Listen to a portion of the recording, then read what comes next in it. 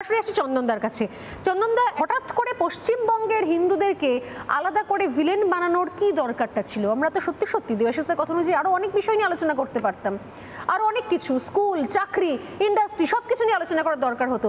হঠাৎ করে সবকিছুকে ছেড়ে দিয়ে, সবটাকে ছেড়ে দিয়ে আসলে হিন্দুদেরকে বেছে বেছে ধরো, সেখান থেকে কি তোষণের রাজনীতির শুরু নয়? সেখান থেকে কি আজকে ডেমোগ্রাফির বদল নয়? আপনার সময় স্বর্ণেরই একেবারে শুরুতে সকলকে, বিদগ্ধ মানুষগুলোকে যারা এখানে উপস্থিত, তুমি সহ, কারণ তোমার কোয়েশ্চেনগুলোর মধ্যে প্রত্যেকটার একটা নির্দিষ্ট কাট আছে এবং মাল্টিপল কোয়েশ্চেন্স একটা কোয়েশ্চেনের মধ্যে। আমি প্রথমে যেটা বলবো সেটা আমরা স্বাভাবিকভাবে বলি, সিম্প্যাথি ইজ আ ডিফিটিস্ট আইডিয়া। বুঝে নিতে হবে আমরা আলোচনাটা কংক্রিট কিছু করছি নাকি শুধুমাত্র ভাবাবেগকে সামনে রেখে সিম্প্যাথিকে, অর্থাৎ একটা একটা মর্মিতাকে সামনে রেখে একটি নির্দিষ্ট ধর্মীয় সম্প্রদায় বা অনেক ধর্মীয় সম্প্রদায়ের ভাবাবেগকে ছাগার করছি, ইনফ্লুয়েন্স করছি, এটা করছি কি না। যদি করে থাকি তাহলে উই আর বায়াসড, এখানে কোনো সন্দেহ না। যদি না করে থাকি তাহলে আমাদের নির্দিষ্টভাবে আলোচনার মধ্যে থাকতে হবে। যে আলোচনার প্রথম প্রশ্নটা তুমি করেছো, সে প্রশ্নটার আঙ্গিক পশ্চিমবঙ্গ। অবশ্যই এটা প্ল্যানেট ভিউ নয় যেটা দেবাশিসবাবু শুরু করলেন একেবারে পৃথিবী ঘুরে, কিন্তু উনি পশ্চিমবাংলায় থামলেন না। আমি আরও বেশি প্রায়োরিটি করব যেটা জিষ্ণুবাবু বললেন, অ্যাবসলিউটলি রাইট, উনি যে ফিগারেশনসগুলো করলেন, কিন্তু ওনার ফিগারেশনসের মধ্যে একটা জায়গা বিশেষভাবে রয়ে গেছে, সেটা বাংলাদেশ এবং পশ্চিমবঙ্গকে কম্বাইন করা। আমাদের মূল উদ্দেশ্যটা হচ্ছে পশ্চিমবাংলার বর্তমান পরিস্থিতিতে তুমি যদি বলো যে হিন্দু ভাবাবেগকে বিশেষভাবে আঘাত করে বা প্রতিহত করে অন্য কোনো সম্প্রদায় বা অন্য কোনো ধর্মীয় সম্প্রদায়কে আরও বেশি অ্যাগ্রেসিভলি ফুটেজ দেওয়া হচ্ছে কিনা, আমি বলবো তারও আগে এটা ভাবতে হবে, এই ফুটেজ যদি, এই প্রশ্নটা যদি এখানে আজকের এই আলোচনায় থাকে, তাহলে এর জন্য দায়ী কে এবং কারা। 2021-এর নির্বাচনকে একবার মাথায় রেখো। তুমি যাকে প্রশ্ন করলে তাকে প্রশ্ন করার কোনো জায়গাই তোমার নেই, তার উত্তর দেওয়ার যোগ্যতাই নেই, সে শূন্য পশ্চিমবাংলার বিধানসভায়।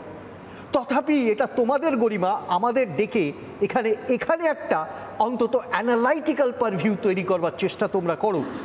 ধন্যবাদ তোমাদের। 2021-এর নির্বাচনের কথা মনে আছে? এলাকায় এলাকায় প্রধানমন্ত্রী ঘুরেছিলেন। আমি কেন বলছি এর পিছনে সিগনিফিকেন্স আছে। প্রধানমন্ত্রী এবং স্বরাষ্ট্রমন্ত্রী ঘুরেছিলেন, মনে হয়েছিল আমাদের ব্লকে ব্লকের যেসব নেতারা যেভাবে মিটিং করেন সেই স্টাইলে, কিন্তু ঘটনাচক্রে কি এসে দাঁড়ালো একটা অদ্ভুত মেরুকরণ। আজকে কমিউনিজমকে নিয়ে একটা ব্যাপক আলোচনা হচ্ছে। কংগ্রেস সিগনিফিকেন্স, আমি এখনও বলি কংগ্রেসকে নিয়ে আলোচনা আছে, থাকবে, করতে হবে, কিন্তু কমিউনিস্টকে নিয়ে যে প্রশ্নটা উনি তুললেন, যে আলোচনা হবে, সেই আলোচনাতে তারাও শূন্য, কংগ্রেসও শূন্য। মেরুকরণের একটা অদ্ভুত জায়গা তৈরি হয়ে গেল, যে জায়গাটার সাথে আজকের এই ভূমিকাতে দাঁড়িয়ে তুমি যদি সম্পৃক্ত করো, তুমি দেখতে পাবে আইডিয়া অফ পলিটিক্সটা পশ্চিমবাংলায় কোথায়। এবং নির্বাচনের ঠিক আগে অর্থাৎ এখনো 1 বছর হয়তো আছে নির্বাচনে, তার আগে এই সাবজেক্টিভ পোলারাইজেশন আমরা যাকে বলি, একেবারে সংহত একটা মেরুকরণ, তার প্রচেষ্টা কোথায়? গলা কাপালে হবে না, সংখ্যাতত্ত্ব দিতে হবে। 2001 সেন্সাস হয়েছে, অটল বিহারী বাজপেয়ীজি তখন প্রধানমন্ত্রী। 2011 সেন্সাস হয়েছে, প্রধানমন্ত্রী ডক্টর মনমোহন সিং। দুটো আলাদা সরকার, সেন্সাস হয়েছে। 2011-র পরে 2021-এ সেন্সাস হওয়ার কথা ছিল, হয়নি। এটা রাজ্যের নয়, এটা কেন্দ্রের, হয়নি। আজকে 2026-এ প্রজেক্টেড, সেটাও নির্বাচনের পরে। তার কারণ মেরু খেলার একটা আঙ্গিক তৈরি করা যাবে। আমি তোমাকে আবারও বলি, বৈদিক যুগের যে ডেমোগ্রাফি, আজকের ডেমোগ্রাফিকে তুমি কনসেন্ট্রেট করতে পারবে না। পৃথিবী জুড়ে ঘটনা ঘটে, সভ্যতার বিবর্তন ঘটে, ডেমোগ্রাফি, কালচার এর বিবর্তন ঘটেছে এখানেও। কিন্তু একটা অদ্ভুত ব্যাপার, 15 বছর ধরে যে সেন্সাসটা হয়নি, তাকে আইডিয়া করে নিয়ে এর সংখ্যা এত হতে পারে, ওর সংখ্যা এত হতে পারে। ভাই, কেন্দ্রীয় সরকার কেন সেন্সাস রিপোর্ট তৈরি করছেন না, কেন দিতে পাচ্ছেন না? Where is the failure? যদি ফেলিওরটাকে সামনে রাখতে না পারেন, আবারও বলছি, কিছু সেন্সিটিভ স্টেট আছে, যে স্টেটের মধ্যে একটা হচ্ছে পশ্চিমবঙ্গ, আরেকটি হচ্ছে আসাম। আমরা খুব ভালো করে জানি সেই সব রাজ্যের নির্দিষ্ট ক্ল্যারিফাইড রাজনীতি করা এদের পক্ষে সম্ভব।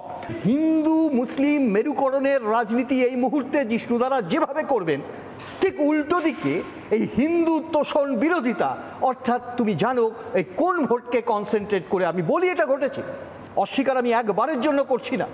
আমার ডেমোগ্রাফির বিভিন্ন ক্ষেত্রে বিভিন্ন, তোমাদের কাছেও এভিডেন্স আছে, তোমরা জানো বিভিন্নভাবে দেখিয়েছো কিভাবে ট্রেস পাস করে কোথায়, এবং পাসপোর্ট কেলেঙ্কারি কিছুদিন আগে যেটা হয়ে গেল, বিভিন্নভাবে এই এই এই এই এই ট্রেস পাসিং হয়েছে। আমি তোমাকে যেটা বলি শোনো, আমি এখানে জাস্ট এই প্রসঙ্গে শেষ করি। এই ট্রেস পাসিং হওয়ার পরে আমরা দেখছি পাসপোর্টগুলো বেরিয়ে গেল, প্রায় 4000 পাসপোর্টের মধ্যে বোধহয় এখন 170 বা ইত্যাদি ডিটেক্টেড হয়েছে।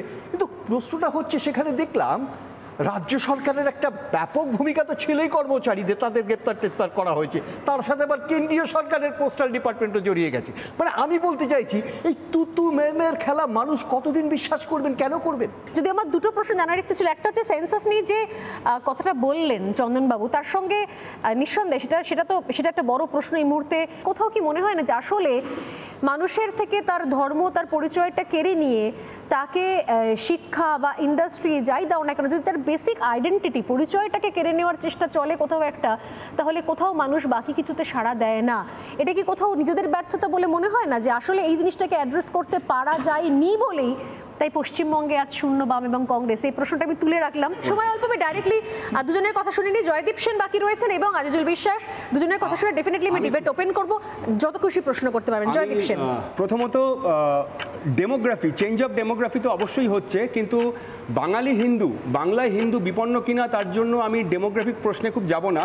তার কারণ একটা জঙ্গলে নেকড়ের থেকে হরিণের সংখ্যা বেশি থাকে, কিন্তু হরিণ বিপন্ন হয় না, নেকড়ে বিপন্ন হয় না, হরিণ বিপন্ন হয়। সুতরাং ডেমোগ্রাফি ইজ নট ইম্পর্টেন্ট। একটা গোষ্ঠী, পার্টিকুলার গোষ্ঠী কতটা সংহত তার আইডেন্টিটি পলিটিক্সের ব্যাপারে, দ্যাট ইজ মোর ইম্পর্টেন্ট, যে আদার গোষ্ঠী তার দ্বারা বিপন্ন হবে কিনা। সেকেন্ডলি, আজকে ভারতবর্ষ কেন বলবো, পৃথিবীর কোথাও মুসলিম মেজরিটি কান্ট্রি কিন্তু সেকুলার কান্ট্রি নয়। কেন নয় সেইটা জনগণ বুদ্ধিমান, সেটা আমাকে জনগণকে জ্ঞান দেওয়ার কোনো প্রয়োজন নেই। তারা বুদ্ধিমান, তারা বলতে পারবেন। আমার উল্টো দিকে বিদগ্ধ মানুষ আছেন, তারা স্বীকার না করলেও তারা জানেন সেটা কেন, সেই কান্ট্রিগুলো সেকুলার নয় কেন। এমনকি ভারতবর্ষে একমাত্র মুসলিম মেজরিটি প্রদেশ। নানা ধরনের কন্টেন্ট দেখার জন্য লাইক করুন, শেয়ার করুন আমাদের ফেসবুক পেজ, সাবস্ক্রাইব করুন আমাদের ইউটিউব চ্যানেল। পাশাপাশি অন্যান্য ব্রেকিং নিউজের জন্য অবশ্যই চোখ রাখুন রিপাবলিক বাংলায়।